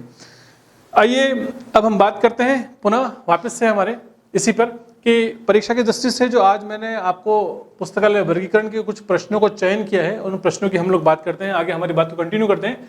नेक्स्ट जो क्वेश्चन है हमारा, उसके अंदर देखा है कि पक्ष विश्लेषण किस वर्गीकरण पद्धति का आवश्यक अंक है। यानी कि आप देखें अगेन वर्गीकरण पद्धति यानी कि क्लासिफिकेशन की बात कर रहे हैं, लेकिन यहाँ पर जो प्रश्न है, प्रश्न के अंदर जो मूल शब्द है वो क्या है आपका, दैट इज नोन एज पक्ष विश्लेषण। पक्ष, अगेन बात आ गई आपकी फैसेट्स की बात आ गई। पक्ष, विषय को 5 पक्षों में विभाजित किया है रंगनाथन ने कॉलन में। तो पक्ष विश्लेषण, फैसेट्स एनालिसिस की जब भी बात आएगी तो आंसर जो है आपका, इट इज वेरी क्लियर का आंसर जो है आपका, सही आंसर जो है आपका, इट इज द्विबिंदु। यानी कि हम बात किसी करेंगे कॉलन की, डीडीसी के अंदर जो है पक्ष विश्लेषण की बात नहीं आएगी। आप, ये आपका रॉन्ग आंसर है, आपका एसी नहीं है और आपका एलसी नहीं है। करेक्ट आंसर जो है आपका वो आपका है सीसी। द्विबिंदु वर्गीकरण कहें या कॉलन क्लासिफिकेशन कहें, दोनों एक ही बात है, क्योंकि दो कॉलन को ही जो है द्विबिंदु कहा गया है। इंग्लिश में आप कॉलन कहेंगे, आप हिंदी में उसे द्विबिंदु वर्गीकरण कहेंगे। नेक्स्ट आपका प्रश्न देखिए, इट्स वेरी सिंपल अगेन। किसी विषय में श्रेणियों को पहचानने के लिए शेष विधि देखिए यहाँ पर इस प्रश्न के अंदर आपको सबसे पहले पहचानना होगा कि प्रश्न का जो, देखिए हर प्रश्न में एक इंपॉर्टेंट बात होती है कि उस प्रश्न में कोई ना कोई ऐसा शब्द होता है जिस शब्द से संबंधित आपको आंसर मिलेगा, एनालिसिस करनी है आपको। तो यहाँ पर जो शब्द है आपको पहचानना है, किसी विषय में श्रेणियों, तो इट्स ए वेरी कॉमन। यहाँ पर जो पूरा का पूरा प्रश्न है वो जिस शब्द पर आधारित है वो शब्द कौन सा है? शेष विधि। शेष विधि यानी कि आपको एनालिसिस करना है, that is the principle of residue. ये मैं पहले भी बता चुका हूं। प्रिंसिपल ऑफ रेजिड्यू का मतलब ये है कि रंगनाथन ने जो अपनी क्लासिफिकेशन स्कीम बनाई है उसके अंदर 5 चीजें हैं, पी, एम, ई, एस और टी। बार बार मैं इसी 5 तत्वों की बात कर रहा हूँ। 5 तत्वों पे अगर आप चाहेंगे तो आप हमारा डिटेल वीडियो भी देख सकते हैं, उसके अंदर आपको ये चीज पता चल जाएगी। तो मैंने कहा था कि किसी भी विषय में रंगनाथन ने ये कहा कि 5 तत्व मूलभूत तत्व हो सकते हैं या होते हैं। कोई जरूरी नहीं कि 5 ही होंगे, 3 भी हो सकते हैं, 4 भी हो सकते हैं, 2 भी हो सकते हैं, या इन पक्षों का बार बार आवर्तन और स्तर भी हो सकता है, लेकिन मूल रूप से केवल 5 ही तत्व होंगे। लेकिन इन 5 तत्वों को पहचानना होता है। तो पहचानने का जो क्रम है इसका, वो आपका क्रम आपका इस तरफ से चलेगा। आपका पहचानने का क्रम यानी कि सबसे इजी सरल जो है वो क्या है? टी है। समय पहचानना बहुत सरल है, मैं आपको पहले भी उदाहरण दे चुका हूं, फिर भी आपको एक उदाहरण देता हूं। जैसे किताब का शीर्षक है कि that is the classification of document in public library of Rajasthan during 1950। अब शब्द में ही जो है 1950 आ गया, किताब के शीर्षक में समय साफ साफ दिखाई दे रहा है, तो उसको पहचानना बहुत इजी है। तो सबसे इजी कौन सा है आप पहचानेंगे? आप टी पहचानेंगे। उसके बाद थोड़ा आप आसानी से पहचान सकते हैं, दैट इज उन्हें space, Rajasthan, Udaipur, Jaipur, India, world, mother country, आज भी पहचान सकते हैं। तो स्पेस पहचानने में सरल है। देन उसके बाद किसी प्रकार की कोई क्रिया है, कोई हलचल है, शीर्षक के अंदर आपको साफ साफ दिखाई दे रहा है कि कोई किसी प्रकार कोई काम है, classification, cataloguing, harvesting, metallurgy, oxidation, reduction, तो ऐसी कई सारी चीजें हैं, सर्जरी, जिसमें एक्शन है, किसी प्रकार का कार्य है, कोई विधि है, कोई प्रोसेस है, कोई मेथड है, तो उसके लिए आपको क्या मिलेगा? आपको एनर्जी मिलेगा। तो एनर्जी पहचाना। देन उसके बाद जो दिक्कत आती है पहचानने में वो पी और एम है, क्योंकि ये दोनों लगभग समान ही होते हैं। मैटर का जो है पर्सनालिटी से बहुत कम जो डिफरेंस होता है, तो मैटर भी आप पहचान सकते हैं, लेकिन अब सबसे पहचानना मुश्किल जो है किसी चीज का, तो वो क्या है? आपका पी, यानी कि व्यक्तित्व पक्ष को पहचानना मुश्किल है। इसलिए एरो ऐसे बनाया गया कि टी इजी है, आप टी से पहचानने आ पाएंगे। तो रंगनाथन ने एक बात और कही कि किसी भी विषय में जो है मूल रूप से आपको जो है 5 तत्व आपके हो सकते हैं। 5 तत्व अगर होंगे आपके, तो इन 5 तत्वों को आपको पहचानना है, that is known as PMEST। लेकिन सरल आपका टी है, आपका जो हार्ड है आपका वो that is known as P, यानी कि पर्सनालिटी जो है तत्व मुश्किल है। अब रंगनाथन ने कहा कि अगर मान लीजिए मूल तत्व हो सकते हैं कितने? 5, लेकिन आपको अगर आपने पहचानते हुए अगर आपने सारे 4 तत्व पहचान लिए किसी प्रकार से, और आप अब जो कुछ भी बच गया है, अगर मान लीजिए जैसे बहुत ही सिंपल है कि 5 तत्व हो सकते हैं, आपने 4 पहचान लिए, तो अब जो बचा हुआ है वो आपका 5वां तत्व है। तो 5वें तत्व को आपने, ये तो इजी है, तो बचे हुए तत्व को हम क्या कहेंगे? इस that is known as P, यानी कि पी जो है बहुत मुश्किल से पहचाना जाता है, और इसके लिए हम लोग अगर नहीं पहचान में आ रहा है तो आप शेष विधि का प्रयोग करें। यानी टोटल 5 में से 4 अगर आपने पहचान लिए तो 5वां बचा हुआ जो है आपका वो पर्सनालिटी हो सकता है, या आमतौर पर होता है। इसलिए आपका उत्तर साफ है, तो इसमें उत्तर क्या होगा? दैट इज नोन एज व्यक्तित्व। तो व्यक्तित्व ही आपका सही आंसर है, जिसको हम लोग बात करेंगे, व्यक्तित्व की बात करेंगे। लेकिन ऊर्जा यहाँ पर जो है, ऊर्जा आंसर नहीं है, समय आपका आंसर नहीं है, और पदार्थ आपका आंसर नहीं है। तो योर करेक्ट आंसर जो है आपका वो व्यक्तित्व है। व्यक्तित्व की पहचान जो है वो आपकी मुश्किल होती है, इसलिए हम इसके लिए शेष विधि का प्रयोग करते हैं। तो इस प्रकार से हम यहाँ पर ये बात करते हैं। नेक्स्ट आपका अगला प्रश्न, पुनः देखिए आप यहाँ पर क्वेश्चन नंबर 13, सीसी में P2 निम्न को दर्शाता है। तो यहाँ पर प्रश्न ये भी हो सकता था कि 2P या P2, तो मैं आपको इसके बारे में थोड़ा सा एक्सप्लेनेशन दूं कि किस प्रकार से आप इसके ऊपर काम करेंगे। देखिए प्रश्न तो सरल है, लेकिन थोड़ा सा इसके अंदर आपको ध्यान देने वाली बात है कि आप किस प्रकार से इसको आप चलाएंगे और किस प्रकार से इसका उत्तर आप निकाल पाएंगे। प्रश्न हमारा कहता है कि सीसी में P2, यानी कि यहाँ मेन चीज क्या है? आपके P2, यहाँ पर P2 है, और अगर मान लीजिए ऐसा प्रश्न आया था 2P, तो आप क्या करते थे? दोनों में आपको अंतर पता होना चाहिए कि P के आगे 2 लगाओ या P के बाद में 2 लगाओ। ऐसा किसी की भी साथ हो सकता है, कोई भी तत्व हम ले सकते हैं। देखिए यहां पर दो चीजें P2, तो 2 अगर बाद में लगा हो तो ये दर्शाता है आपका that is known as LEVEL। क्या दर्शाएगा ये आपका लेवल। और अगर पहले लिखा हो तो ये दर्शाएगा आपका राउंड, ROUND। ठीक है, that is level and round, ROUND। Round, round का मतलब है आवर्तन और लेवल का मतलब जो है वो है आपका स्तर। तो अगर हम बात करेंगे P2 तो क्या बता रहा P सबसे पहली बात है तो P व्यक्तित्व। तो अगर इस प्रकार से हम देखें तो गुण का दूसरा स्तर, व्यक्तित्व का दूसरा आवर्तन, व्यक्तित्व का दूसरा स्तर और गुण। तो गुण तो है नहीं यहाँ पर, तो गुण वाले जो दोनों ऑप्शन है वो तो आपके सबसे पहले गलत हो गए कि ये पहला, ये भी ऑप्शन गलत हो गया आपका और ये भी ऑप्शन गलत हो गया। तो अब कंफ्यूजन किसमें, व्यक्तित्व का दूसरा आवर्तन और व्यक्तित्व का दूसरा स्तर। तो मैंने आपको बताया कि स्तर का अंकन कब आएगा, बाद में आएगा। तो जब बाद में आएगा यानी P2, तो ये क्या है, लेवल है। तो ये आंसर जो है आपका क्या सही है, व्यक्तित्व का दूसरा स्तर जो है ये आपका यहाँ से करेक्ट आंसर आएगा कि आप यहाँ पर इसको लगाएंगे कि व्यक्तित्व का दूसरा स्तर जो है ये आंसर जो है आपका सही है। और आपका गलत आंसर जो है ये भी आपका व्यक्तित्व का दूसरा आवर्तन, क्योंकि आवर्तन नहीं है। अगर आवर्तन होता तो उसका अंकन पहले आता, लेकिन अंकन बाद में आया तो इसका मतलब क्या है, ये आपका स्तर है। तो ये साथियों ये कुछ प्रश्न है जो परीक्षा की दृष्टि से मैंने आपके क्लासिफिकेशन का कॉन्सेप्ट, बेसिक रूट कॉन्सेप्ट आपका क्लियर हो इसलिए मैंने आपको तैयार की। आइए इसी क्रम में चलते हैं, हम आगे कुछ और प्रश्नों की बात करते हैं। नेक्स्ट आपके जो है एक प्रश्न जो है आम तौर पर अक्सर पूछा जाता है और ये बहुत ही कॉमन क्वेश्चन है। मैंने जब हमने सीसी की बात करी थी या मूल तत्वों की बात करी थी या मेन क्लासेस की बात करी थी तब भी मैंने आपको बताया था कि सीसी के अंदर 42 मेन क्लासेस हैं, 42 मुख्य वर्ग हैं, जिसको आपने देखा भी होगा। मैंने एक ट्रायंगल से आपको समझाया था और इस ट्रायंगल पर भी इस बार जो है आपका मेन क्वेश्चन पूछा गया था। ट्रायंगुलर शेप है, अगर मेन क्लासेज आपको ये याद करनी है तो बहुत ही सिंपल तरीका, मैं आपको एक ट्रिक बता रहा हूँ, उस ट्रिक से जो है आप इसको याद कर सकते हैं। देखिए आप ऐसा एक ट्रायंगल बना लीजिए। सबसे पहले इट्स वेरी सिंपल, एक ट्रायंगल बना लेंगे आप। ट्रायंगल के अंदर आप देखेंगे यहाँ पर एक तरफ आप लिख देंगे A लिख देंगे और आप एक तरफ जो है आप यहाँ पर लिख देंगे Z लिख देंगे। ठीक है, तो यहाँ पर ट्रायंगल के ऊपर एक छोटा सा चिन्ह और बना लें आप, ये भी एक ट्रायंगल बना लें आप। ओके, यहाँ पर आप चलेंगे, यहाँ पर एक तरफ आप M लिखेंगे और एक तरफ आप यहाँ पर N लिखेंगे। क्लासेस को याद करने का एक सिंपल सा तरीका, एक ट्रिक बता रहा हूँ मैं आपको कैसे आप ट्रिक्स याद करें, क्योंकि बच्चे कहते हैं साहब इतनी सारी क्लासेस याद नहीं होती, तो याद तो तब होगी जब आप उस पर प्रैक्टिस करेंगे, और प्रैक्टिस नहीं करेंगे लेकिन तब भी आपको परीक्षा की दृष्टि से याद करना तो बहुत सिंपल है आपको। तो यहाँ से आपको दो चीजें आपको ध्यान में रखनी है।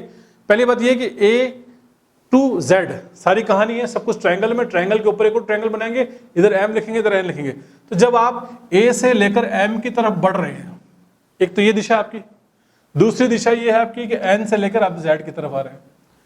तो जितने भी हमारे विषय, तो साथियों विषय के निर्धारण के लिए या मूल वर्ग अगर आपको पहचानना हो तो उस मूल वर्ग को पहचानने का बहुत ही सिंपल तरीका है। वैसे तो प्रत्येक मूल वर्ग का एक मेन क्लास है जिसको आप पहचानना होगा, जो अंकों से दर्शाया गया। रंगनाथन ने, मैंने आपसे पहले भी कहा कि 42 मेन क्लासेस है, लेकिन ये जो ट्रायंगल फॉर्मूला है, इस ट्रायंगल फॉर्मूले में क्या करना है आपको, कैसा एक ट्रायंगल बनाना है। यहाँ पर मैंने आपको बताया एक तरफ आप यहाँ पर A लिखेंगे, एक तरफ आप Z लिखेंगे, ऊपर आप M और N और इस तरह से एक और आप ट्रायंगल बनाएंगे। तो यहाँ से तो दिशा क्या है कि दिशा एक दिशा है आपकी A से लेकर M तक। जब आप A से लेकर M तक की ओर जाते हैं तो ये जितने भी हैं आपके यहाँ पर विज्ञान विषय यानी कि ये साइंस के हैं, तो ये जितने भी सब्जेक्ट हैं, क्लासेस कौन सी है, SCIENCE साइंस की है। और आप जब ऊपर से नीचे की तरफ आ रहे हैं यानी N से लेकर Z तक आ रहे हैं तो ये आपकी सोशल साइंस की है, SS यानी कि आपकी सोशल साइंस की। तो यहाँ पर जितने भी वर्ग हैं आपको उसी, तो अब इस प्रश्न को अगर आप देखें तो यहाँ पर दे रखा है प्रौद्योगिकी के लिए सीसी में मुख्य वर्ग कौन सा, प्रौद्योगिकी जो है यानी कि टेक्नोलॉजी है। तो बट ऑब्वियस सी बात है कि टेक्नोलॉजी जो है वो A से लेकर जो है आपका M के बीच में होगा। हालांकि M जो है एक यूजफुल आर्ट है, एक फाइन आर्ट है, और इनके बीच का ये भी सवाल अभी आपसे पूछा गया था 29 दिसंबर के पेपर में, यही पूछा गया कि फाइन आर्ट और यूजफुल आर्ट के बीच में कौन सा है। तो ये जो ट्रायंगुलर शेप जो है ये आपका जो क्लास दर्शाता है, इसको हम कहते हैं स्पिरिचुअल क्लास जो है। ठीक है, आध्यात्मिक की जो क्लास है उसके लिए रंगनाथन ने डेल्टा का प्रयोग भी किया गया, और डेल्टा पर भी जो है ये प्रश्न पूछा गया था कि डेल्टा का प्रयोग कब से किया गया, कैसा, इस प्रकार की चीजें पूछी जाती। सो देखिए A से लेकर M के बीच में सभी साइंस है, तो यहाँ पर सारे वर्ग जो है आपको A से लेकर M के बीच में पूछे गए हैं। आप यहाँ पर देखें B है, एक आपका D है, एक आपका E है, F है। तो ये कुछ मेन क्लासेस हैं, ये कुछ मेन क्लासेस आपको जो है याद करनी पड़ेगी। इसमें सबसे पहले हम स्टार्ट करते हैं, ए आपका नेचुरल साइंस है, बी जो है आपका मैथमेटिक्स है, यानी कि बी क्लास जो है इट इज फॉर मैथ्स। यहाँ पर आप देखेंगे इट इज MATHS, मैथ्स को दर्शाती है आपकी। देन आपका डी जो है it is for engineering, ENG, engineering को दर्शाती है।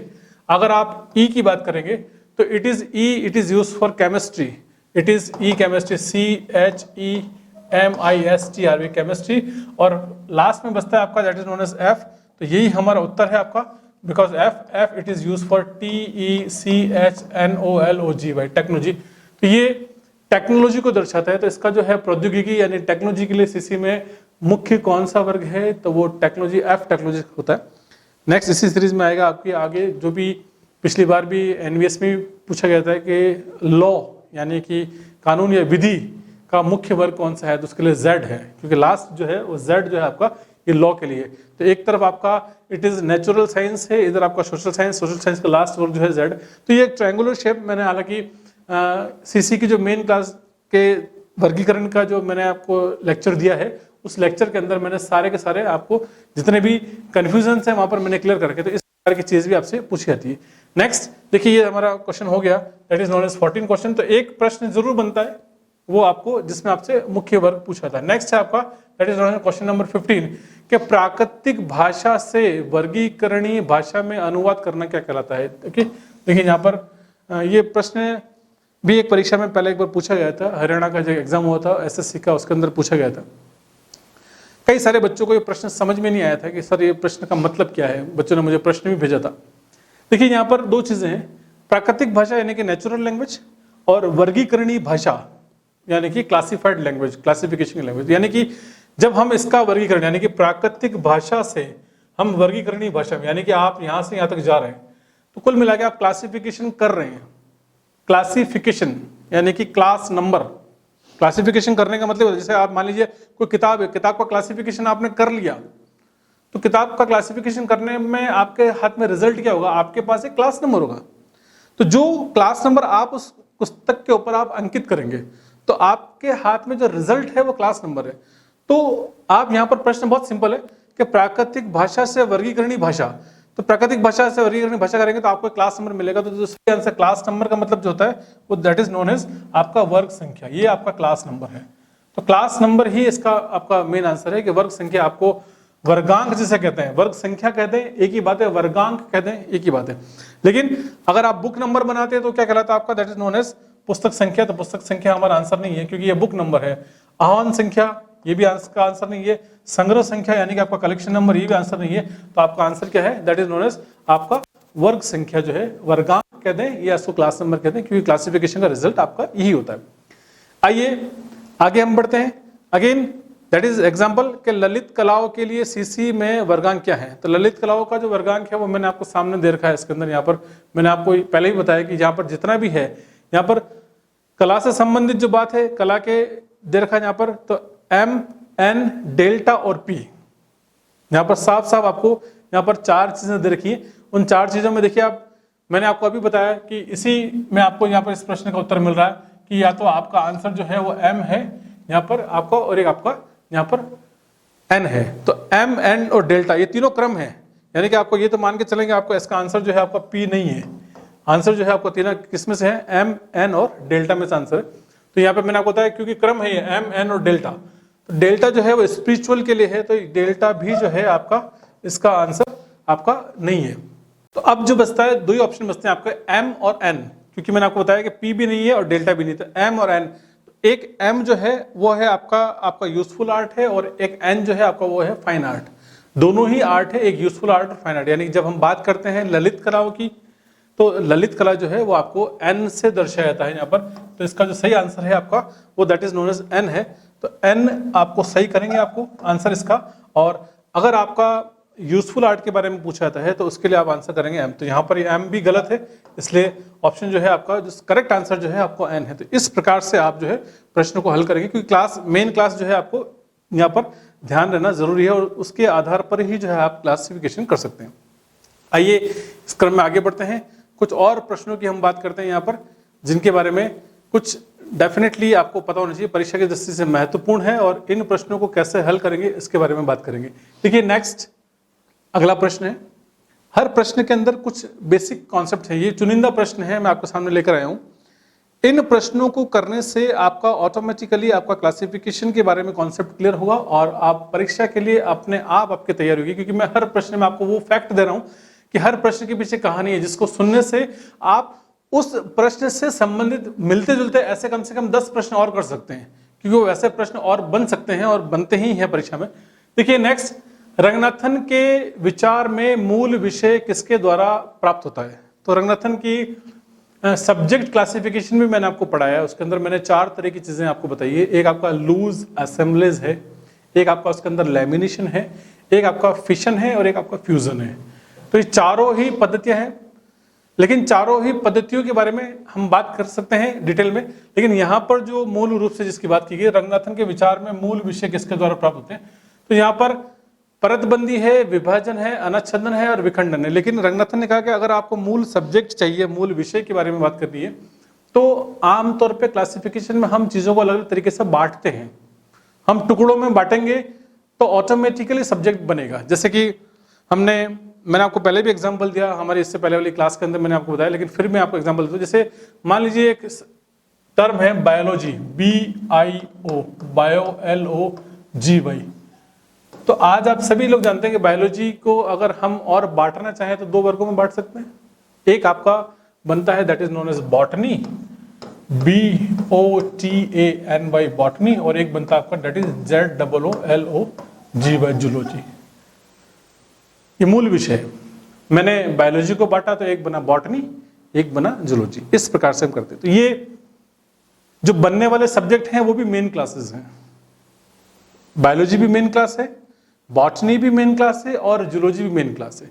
तो इन तीनों को भी रंगनाथन ने जो है अलग अलग तरीके से दर्शाया है। अगर आप देखेंगे यहाँ पर तो आपको G दैट इज एक कॉलन के अंदर नंबर लिया, G से हम बायोलॉजी दर्शाते हैं, I से हम बॉटनी दर्शाते हैं और K से हम जूलॉजी दर्शाते हैं। तो ये मेन क्लासेस है। तो रंगनाथन की जो विचारधारा है, क्योंकि सब्जेक्ट को सबसे बनेंगे, सब्जेक्ट ऐसा नहीं है कि सब्जेक्ट विभाजन से नहीं बनेगा, सब्जेक्ट विभाजन से भी बनेगा, परतबंदी से भी बनेगा, विखंडन से भी बनेगा और अनाच्छेदन से भी बनेगा। लेकिन यहाँ आप एनालिसिस से बच्चे कहते हैं साहब कि इसमें से एक आंसर कैसे ढूंढें? तो रंगनाथन को जब आप पढ़ेंगे या रंगनाथन का क्लासिफिकेशन पढ़ेंगे या आप मेरी क्लास देखेंगे तो उसके अंदर मैंने रंगनाथन की विचारधारा बताई आपको। उस विचारधारा को जब आप फॉलो करेंगे तो आपको पता लगेगा कि रंगनाथन ने जो मूल विषय बनने का तरीका बताया वो आपको बताया विखंडन, यानी कि टूटेगा फिर बनेगा, टूटेगा फिर बनेगा, टूटेगा फिर बनेगा। तो यहाँ पर जो मेन सब्जेक्ट, क्योंकि ऐसा नहीं कि रंगनाथन ने परतबंदी की बात नहीं करी है, विभाजन की बात नहीं करी है, अनुच्छेदन की बात नहीं करी है, लेकिन उनसे विषय बनेंगे, लेकिन सब सब्जेक्ट बनेंगे। जैसे कि सब्जेक्ट क्लासिफिकेशन में मैंने आपको बताया कि बेसिक सब्जेक्ट अलग होता है, कॉम्प्लेक्स सब्जेक्ट अलग होता है और कंपाउंड सब्जेक्ट अलग होता है। तो अगर डिटेल देखना है तो आप सब्जेक्ट क्लासिफिकेशन के हम इस वीडियो के साथ लिंक भी डाल देंगे, हम आप क्लासिफिकेशन वाला जो है सब्जेक्ट क्लासिफिकेशन का वीडियो आप वो भी देख सकते हैं मेरा, जिससे आपको ये पता चलेगा किस प्रकार से। So the correct answer that is known as विखंडन। ये विखंडन हमारा जो है सही आंसर है, बाकी अनुच्छेदन आंसर नहीं होगा, विभाजन नहीं है और आपका परतबंदी भी आपका आंसर ये नहीं है। सो इस प्रकार से हम इसके अंदर ये काम कर सकते हैं। दिस इज एन एग्जाम्पल के रंगनाथन के आधार पर हम मूल विषय को किसके द्वारा प्राप्त करते हैं। तो correct that is known as विखंडन। आइए आगे बढ़ते हैं। अगला प्रश्न हमारा अगेन इंपॉर्टेंट, डेसिमल क्लासिफिकेशन पद्धति कौन सी है? मैंने जब आपको क्लासिफिकेशन पढ़ाया तो उस क्लासिफिकेशन के अंदर मैंने आपको क्लासिफिकेशन पद्धतियों के बारे में भी बताया कि पद्धतियों को हम कैसे पहचानेंगे। एक पक्षात्मक पद्धति है, एक परिगणनात्मक है, एक पूर्ण परिगणनात्मक है, एक मुक्त पक्षात्मक है। तो पक्षात्मक और परिगणनात्मक, बच्चों को ये शब्द भी बहुत परेशान करते हैं कि सर पक्षात्मक पद्धति कौन सी होगी या गणनात्मक या परिगणनात्मक पद्धति कौन सी होगी। तो देखिए बहुत ही सिंपल है। अगर मैं आपसे कहूं कि गणनात्मक यानी कि जिसकी गणना की जा सके, गणनात्मक हम गिनते हैं ना किसी को 2, 5, 10, 15, 6, तो दैट इज गणनात्मक। तो आपने देखा होगा डीडीसी के अंदर मेलविल डेविन ने सारी गणना पहले से कर दी, आपको कुछ करने की जरूरत नहीं है। आपको देखना है कि आपको रिलीजियस क्लास है तो 200, सोशल साइंस है तो 300, लैंग्वेज है तो 400, साइंस है 500, तो गणना कर रखी है। तो आप मेलविल डेवी को देखें तो मेलविल डेवी ने सारी गणना पहले से कर रखी है। तो जब गणना पहले से हो जाए तो उसको कहते हैं हम परिगणनात्मक। अब परिगणनात्मक जिसकी गणना पहले से हो चुकी है, ओके, जिसमें किसी प्रकार के कोई परिवर्तन की गुंजाइश नहीं है। तो यहां पर पूछा गया है कि डेवी डेसिमल क्लासिफिकेशन पद्धति कौन सी है, तो ये पक्षात्मक है नहीं, क्योंकि पक्षात्मक पक्षों की बात की जा रही है। तो पक्षों की बात जो है वो रंगनाथन ने की, क्योंकि इससे पहले भी एक सवाल आया था कि पक्षात्मक पद्धति के जनक कौन है, तो डॉक्टर एस.आर. रंगनाथन जो है वो पक्षात्मक पद्धति के जनक है। इसलिए जब जब पक्षात्मक की बात आएगी तो हम गलत कर देंगे, पक्षात्मक या है नहीं, मुक्त पक्षात्मक है नहीं और लगभग पक्षात्मक है नहीं। तो वैसे भी आपका आंसर जो है यहाँ पर वैसे भी क्लियर हो गया आपको कि आंसर जो है आपका वो कौन सा है, आपका दैट इज नोन एज आपका परिगणनात्मक, यानी कि वह गणना जो पहले से की जा चुकी है, पहले से डिसाइडेड है कि इसका क्लास नंबर ये होगा। तो ये डीडीसी या मेलविल डेवी का तरीका है कि किस प्रकार से आप क्लासिफिकेशन करेंगे। सो इस चीज के ऊपर आपको ध्यान रखना है। नेक्स्ट प्रश्न है, इट्स अ वेरी सिंपल, ये फैक्ट बेसिस प्रश्न है। अगेन यहाँ पर पूछा गया है कि इंटरनेशनल क्लासिफिकेशन पद्धति का प्रकाशन किस वर्ष हुआ था। तो इंटरनेशनल क्लासिफिकेशन पद्धति का प्रकाशन जो है ये फैक्ट है, आपको इसको याद रखना है। आपको सिर्फ दैट इज 1961, आपको 1961 जो है वो इसका आंसर है। आपको ये सिर्फ फैक्ट बेसिस क्वेश्चन है, क्योंकि एक टेबल मैंने दे रखी है, आप भी चाहे तो आप उसको नोट कर लीजिएगा। ये टेबल आप देख लेंगे जिसमें सारे क्लासिफिकेशन पद्धतियां हैं और उनके ईयर उनके सामने लिखे हुए कि कौन से वर्ष में कौन सी क्लासिफिकेशन। तो ये एक बहुत ही कॉमन कॉन्सेप्ट है और उसमें सारे के सारे फैक्ट्स हैं, इसलिए उन फैक्ट्स को पढ़ना है और फैक्ट्स के आधार पर आपको बात करनी है। आइए आगे बढ़ते हैं, कुछ और प्रश्नों की बात करते हैं। साथियों, कोर्स से संबंधित एक विशेष जानकारी जो मैं आपको देना चाह रहा था वो ये है कि पहले भी हमारा कोर्स ऑनलाइन चल रहा था, अभी भी है, लेकिन समय के साथ हमने कई सारे परिवर्तन किए हैं। हमने नई तकनीक का प्रयोग किया है, नए फैक्ट्स, नए कंटेंट, नई टेस्ट सीरीज, नए प्रश्नों का संकलन जो है हमने हमारे कोर्स में इंक्लूड किया है। समय के साथ हमने कोर्स को अपडेट किया है आप सभी लोगों के लिए, क्योंकि मैंने पहले ही बताया कि परीक्षा का स्तर जो है दिन पे दिन बढ़ता जाता है, कॉम्प्लेक्सिटी लेवल दिन पे बढ़ता है, कठिनाई का जो स्तर है थोड़ा सा बढ़ता है। हर परीक्षा में आप जब भी देखेंगे, नेट इसका बेस्ट एग्जाम्पल है। नेट के एग्जाम में आप जब देखेंगे तो हर 6 महीने बाद जो प्रश्न पत्र आता है वो बिल्कुल नए प्रश्नों के साथ परीक्षा ली जाती है। राजस्थान अधीनस्थ बोर्ड के द्वारा पुनः जो है पुस्तकालय अध्यक्ष 3rd ग्रेड की परीक्षा का आयोजन होने वाला है, अति शीघ्र जो है इसकी तिथि आपको मिलेगी। और हाल ही में DSSB का जो जिसपे स्टे था वो भी हट गया। तो साथियों, हमने अपने सारे स्टूडेंट्स को जो हम तोहफा देना चाह रहे हैं वो ये है कि हम नए कंटेंट के साथ, नई टेस्ट सीरीज के साथ और नए प्रश्नों के साथ हम कोर्स को समय के साथ अपडेट कर रहे हैं और हमने अपडेट उसका प्रारंभ कर दिया है। आप चाहें तो एप्लीकेशन डाउनलोड करके देख सकते हैं। पुराने जितने भी हमारे साथी हैं उनको लगातार इसका बेनिफिट हो रहा है। आप सभी को जो सूचना देनी है वो ये है कि अभी तक भी हमने नए कंटेंट जोड़ने के बाद भी जो है हमारे कोर्स की जो फीस है वो नहीं बढ़ाई है, क्योंकि कोरोना के चलते हुए हमने डिस्काउंट दिया था बच्चों को, जो कि आपके सामने है। दैट इज कि आप देखें यहाँ पर RSSB बोर्ड वाला जो कोर्स है हमारा, ये कुल मिला के कोर्स ऑलरेडी हमारा सबसे पहले 4000 रुपीज का था, अभी हमने उसको दैट इज डिस्काउंट के बाद जो आपको है 2999 के अंदर मिल रहा है। और उसी प्रकार से यहाँ पर DSSB का कोर्स भी जो है वो हमने 3999 में दे रखा है। इसी फीस के साथ और इसी शुल्क के साथ जो है हम बच्चों को नया कंटेंट दे रहे हैं और कई सारी चीजें, क्योंकि जिन्होंने पहले ले लिया था उनको भी बेनिफिट दे रहे हैं और जो अभी हम जो दे रहे हैं उसके साथ भी बेनिफिट देंगे। साथियों, बहुत ही जल्द हम अपने कोर्स के ऊपर डिस्काउंट हटाने वाले हैं और इसका जो प्राइस है थोड़ा सा लिटिल बिट जो है आपका ज्यादा हो जाएगा। तो जिन लोगों ने अभी तक नहीं लिया है, बेनिफिट लेना चाहें वो ले सकते हैं, क्योंकि जो आज इसके अंदर सब्सक्रिप्शन लेगा, जो आज लेगा, उसको समय के साथ भी जितने भी नए कंटेंट या हम जितने भी कोर्स के अंदर अपडेशन करेंगे उसके लिए उसका बाद में उसके लिए एक्स्ट्रा शुल्क नहीं लिया जाएगा। इसी शुल्क में आपको वो बेनिफिट आपको मिलेगा। पुराने स्टूडेंट्स को तो मिलेगा ही सही, लेकिन जो नए जुड़ना चाहें वो भी जो है इस ऑफर के चलते हुए बहुत ही लिमिटेड टाइम, क्योंकि बहुत ही जल्द कोर्स कंटेंट हमने सब नए कर दिए हैं और नए करने के साथ ही जो है हम लोग करेंगे। सो अधिक जानकारी आप चाहते हैं तो जानकारी के लिए मैंने आपको बताया यहाँ पर ये मोबाइल नंबर है, आप इस मोबाइल नंबर पे आप संपर्क कर सकते हैं, दैट इज 7877719287। और बहुत ही इजी है कि आप चाहें तो आप हमारी एप्लीकेशन जो है आप वहां से आप प्ले स्टोर से आप डाउनलोड करेंगे, वहां से आपको मिल जाएगी। सो दिस इज हमने दे रखा है दैट इज टारगेट अभी, that is get it on Google play. आप यहां से जाके एप्लीकेशन डाउनलोड करें या इस फोन नंबर पर आप संपर्क कर सकते हैं। कुछ ही समय में, क्योंकि कोर्स नया कर रहे हैं हम लोग, चीजें नहीं कर रहे हैं, तो अपडेशन होगा, तो अपडेशन के साथ शुल्क में बढ़ोतरी होगी। तो जो भी लाभ लेना चाहें आप बहुत ही कम समय बचाए, इस टाइम के अंदर आप अपना लाभ ले सकते हैं। साथियों, अगला प्रश्न हम देखें। विधि के लिए सीसी में वर्गांक क्या है? विधि मैंने आपसे पहले भी कहा, ये बहुत कॉमन क्वेश्चन है। अभी आपको इससे पहले मेरा ट्रायंगल याद होगा, ट्रायंगल मैंने आपके सामने बनाया था, एक बार फिर से आपके लिए बना देता हूँ। ट्रायंगल बहुत ही सिंपल है, यहाँ पर A है, यहाँ पर Z है, यहाँ पर M है, N है और यहाँ पर डेल्टा है।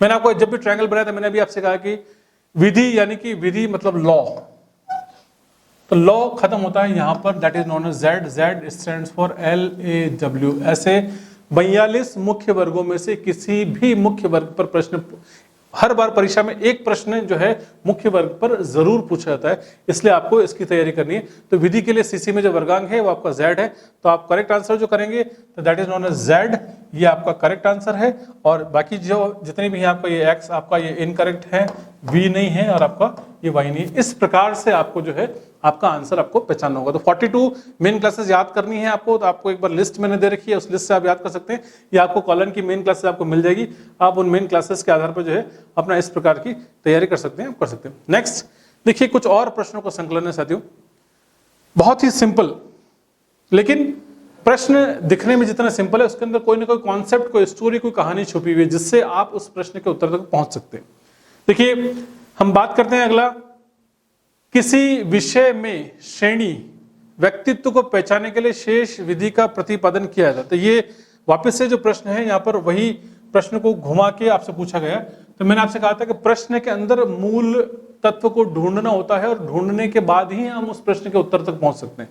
तो यहाँ पर वापस किसी विषय में श्रेणी व्यक्तित्व को पहचानने के लिए, तो पुनः मूल शब्द क्या है आपका, दैट इज नोन एज शेष विधि, that is the principle of residue. और मैं आपको पहले कह चुका हूं कि पहले प्रश्न ये था कि शेष विधि का प्रयोग किसे पहचानने के लिए किया जाता है, तो व्यक्तित्व को। तो यहाँ पर प्रश्न में दोनों है, व्यक्तित्व भी है और शेष विधि भी है। तो ये प्रश्न हमारे लिए वैसे भी सरल हो गया कि व्यक्तित्व है और शेष विधि, तो इसका रिलेशन पूछा गया है कि आपका रिलेशन जो है कौन सी क्लासिफिकेशन विधि से इसका रिलेशन है। तो बहुत ही सिंपल है, ये किस क्लासिफायर ने किया, तो मेलविल डेवी ने नहीं किया, गोपीनाथ ने नहीं किया, सीतारमन ने नहीं किया। इसका जो मुख्य जनक है आपका, that is the main answer क्या है आपका, that is known as Ranganathan, SR Ranganathan ने इस विधि का प्रयोग किया है। क्योंकि मेलविल डेवी ने जो विधि बनाई है उसका नाम है DDC है, तो DDC में किसी प्रकार का पक्ष नहीं पहचाना जाता है।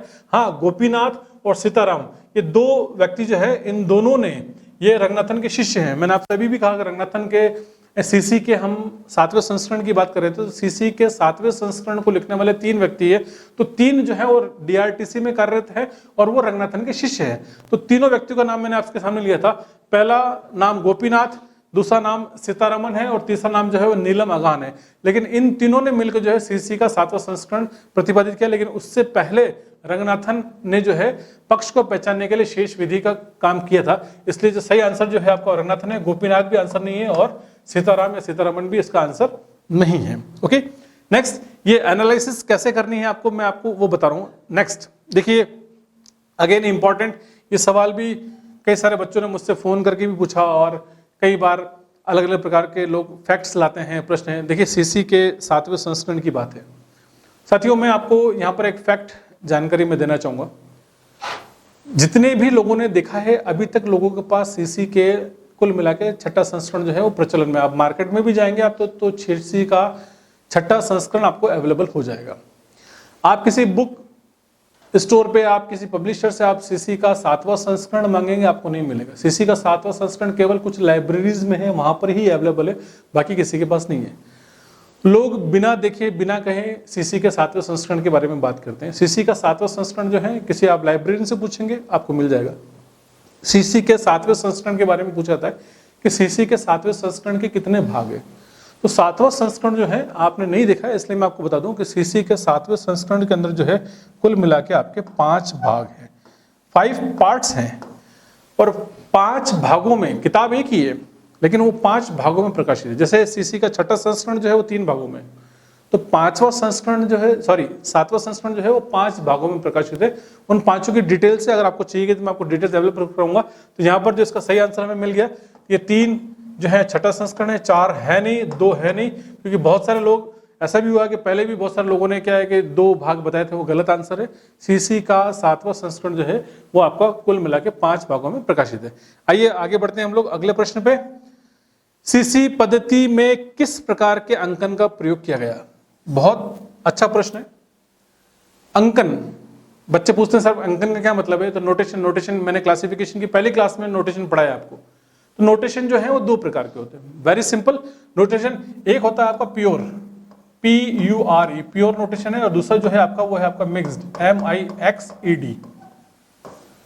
दो ही प्रकार के नोटेशन होते हैं, एक प्योर नोटेशन होता है और एक होता है मिक्स नोटेशन। दोनों में क्या अंतर है? प्योर नोटेशन का मतलब ये है कि एक ही प्रकार की पद्धति, यानी कि आपको सिर्फ या तो 0 से 9 या A से Z, सिर्फ यही चीज काम में ली जाए तो क्या कहलाएगा आपका, that is known as pure notation. लेकिन मिक्स नोटेशन कि 0 से 9 भी हो, A से Z भी हो, प्लस, डॉट, कॉमा, सेमीकोलन, इस प्रकार के चिन्ह भी हो, तो इसे हम क्या कहेंगे, इसे फिर हम कहेंगे मिक्स नोटेशन कहेंगे, फिर ये प्योर नोटेशन नहीं कहलाएगा। सिर्फ 0 से 9 या सिर्फ A से Z ये काम में लिया जाएगा तो प्योर नोटेशन। तो इसका एग्जांपल है, तो प्योर नोटेशन जो है, हम प्योर नोटेशन काम में लेते हैं। प्योर नोटेशन के लिए हम आप पद्धति देखेंगे DDC, तो DDC में जो काम में लिया गया वो क्या है, प्योर नोटेशन। लेकिन मिक्स नोटेशन किस में काम में लिया गया, CC में। तो CC के अंदर रंगनाथन ने सारी चीजें यूज की है। तो अब यहाँ पर देखें, सवाल आपसे पूछा जाता है कि CC पद्धति में किस प्रकार के अंकन का प्रयोग किया गया है। तो हम बात करें CC, तो CC क्या हो गई आपकी, CC हो गई मिक्स, क्योंकि रंगनाथन ने A से लेकर Z तक भी लिया है, स्मॉल a से लेकर स्मॉल z तक, 0 से लेकर 9 तक, डॉट, सेमीकोलन, स्मॉल, कॉमा, सारी चीजें। तो इस प्रकार से रंगनाथन का जो आंसर है वो क्या है आपका, मिश्रित है। तो इसलिए यहाँ पर आप देखेंगे तो करेक्ट आंसर जो है वो क्या है आपका, दैट इज मिश्रित है। शुद्ध अंकन नहीं है, क्योंकि शुद्ध अंकन होता तो DDC में काम में लिया था, तो ये नहीं है, दोनों पॉसिबल नहीं है। और कई प्रकार का ये भी आंसर नहीं है। तो आपका जो सही आंसर है वो सही आंसर क्या है आपका, that is known as mix notation, यानी कि मिश्रित नोटेशन जो है रंगनाथन ने यहाँ पर इसके अंदर काम में लिया है। आइए इसी क्रम में चलते हैं, कुछ और प्रश्न आपके लिए, जिसमें देखिए क्लासिफिकेशन यानी कि कॉलन क्लासिफिकेशन की बात कर रहे हैं। कॉलन क्लासिफिकेशन का छठा संस्करण किस प्रकार का वर्गीकरण है, छठा, क्योंकि जब मैंने कॉलन की क्लास दी थी तो मैंने आपको वहां पर ही बताया था कि एक है परिगणनात्मक, शुद्ध परिगणनात्मक, फिर आती है विधि जिसको हम कहते हैं पक्षात्मक। रंगनाथन आए, रंगनाथन अपनी विधि लेकर आए जिसको कहते हैं पक्षात्मक, पक्षात्मक है। फिर उसके बाद है पूर्ण पक्षात्मक है, फिर आपका है पूर्ण मुक्त पक्षात्मक। तो ये तीनों चीजें आपकी जो है रंगनाथन ने दी है। तो यहाँ पर देखेंगे कि परिगणनात्मक, तो आपको इसमें मैंने आपको पहले भी बताया कि सही आंसर नहीं पता तो आप गलत आंसर को, क्योंकि मैंने आपको पक्षात्मक और परिगणनात्मक में अंतर बताया।